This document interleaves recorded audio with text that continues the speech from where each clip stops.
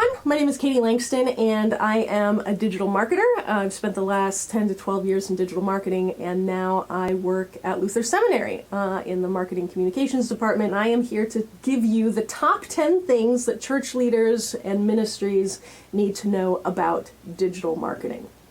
So the very first thing, number one, is that you've got to know your audience. This is actually kind of marketing 101, the question, who are you trying to reach? And the answer, before you say anything, is not everyone. In fact, you can't reach everyone. There are specific people that you are called to reach. And so in the church, the first thing we have to ask ourselves is, who is God calling us to reach out to? Find out who it is you're called to serve, and that is a question of discernment. Once you know who they are, learn everything you can about them. Get to know what they like, what they're interested in. Recognize that when we're talking about digital marketing, particularly how to make an online presence that resonates, it really is about evangelism. So take people out to coffee, talk to them, come to know the audience that you're trying to serve, whether it's in your neighborhood or if there's a specific demographic or population that you feel called to reach out to. Know everything you can about them, and the best way to do that is to listen. And then, once you've listened, then you can start talking. But remember that you have to talk to them, not to you, right? This is not about preaching to the choir. We want to talk in the second person, use you language. It's not about we, it's not about I, it's not about us, but it's about them. Recognize that church words don't make sense in this day and age to a majority of the people that we're trying to reach. And so think about how you can communicate the gospel in ways that resonate with the audience. And the better you know them, the better you'll be able to do that. So third, once you know who you're talking to, and once you've sort of thought a bit about how you're going to talk to them, the third step is to create regular content. And the very first thing you should do is to create a blog and put it on your website. This blog should not just be a dump of all your sermons, but be thoughtful and intentional about it. Reflections, spiritual practices, testimonies from congregation members or those in the community that you serve, prayers, and yes, sermons are okay too, but try to include the text of the sermon along with the audio or video recording of it. And why is that? Well, first of all, from a strictly technical standpoint, the more content, the more words you have, relevant words that you have on your website, the better your search engine results will be.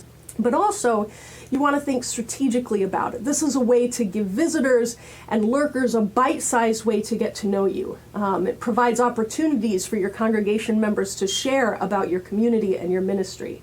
Remember that quality and regularity are more important than quantity. 4, distribute your content.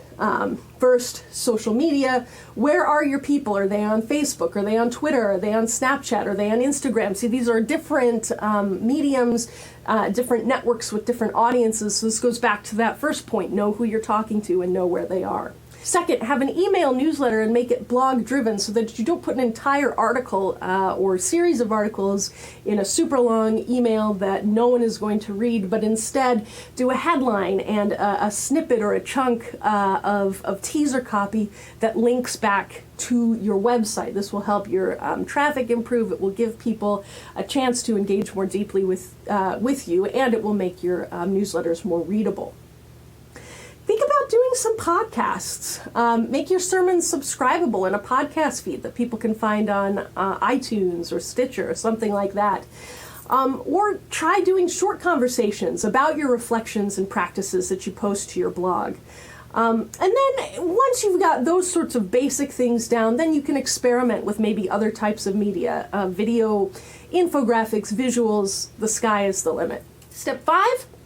Your website should not be the worst. And what I mean by that is most church websites, particularly in the mainline denominations, are so bad that whenever I go to them, a small little tear falls out of my eyes because they are truly, truly terrible. So recognize first and foremost that your website should be external facing.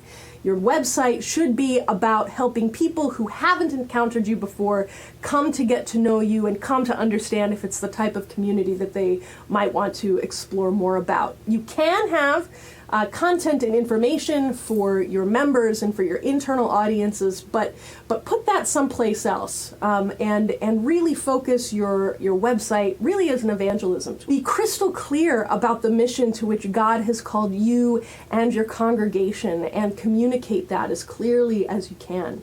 Make it really easy for people to find content they're interested in by having your blog searchable and categorized. Make it really easy for people to contact you through forms, have your phone number, front and center. And then, believe it or not, like, if people are looking up a church website, they probably want to know when worship is. And so make that information readily available. Again, here, be careful. Don't use fancy church language, but go back to step 2, where you're thinking about how can I best communicate the gospel to these particular people that we feel God is calling us to serve. And it should be nice. It should be clean. Hire a professional to help you do that. Or if you can't, I recommend Squarespace. It's really affordable, and their templates are very beautiful, and it's easy to get going if you don't have any experience. Right. The 6th thing you need to know: track your metrics. Now, metrics is a fancy marketing word for, do people even care what you're saying?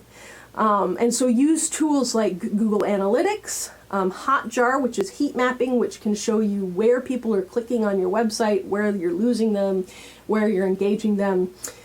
Use the native Twitter and Facebook analytics for your social media posts, and analytics from your email client to show you what's getting read, what's being commented or shared, where people are leaving the site, where you're losing people, where they stop scrolling, where they check out. And can show you the open and click-through rates in your emails, which helps you understand what kind of content people are looking for. Then 7, when you have those wonderful metrics and that information, adjust, right? My rule of thumb is do more of what works and less of what doesn't. And as you do that, you'll find that you'll have results over time. This will help you find topics, sermons, stories, and practices that resonate. Metrics and numbers don't drive your ministry. The Holy Spirit does. But it does help you have a better understanding, even if you feel called to speak on a topic or address something that may not be super hot in your analytics.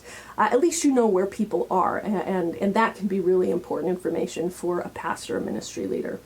The 8th thing you need to know is to interact. So encourage and respond to comments on your blog.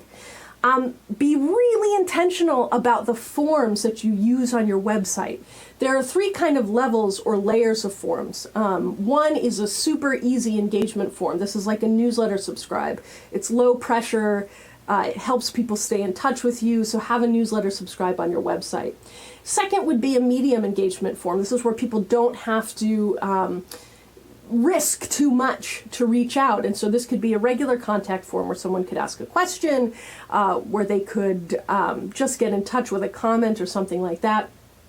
And then third would be a high engagement form. This would be something that's more specific or more personal. So perhaps there's a questionnaire or feedback that you're looking for on a particular sermon series or ministry.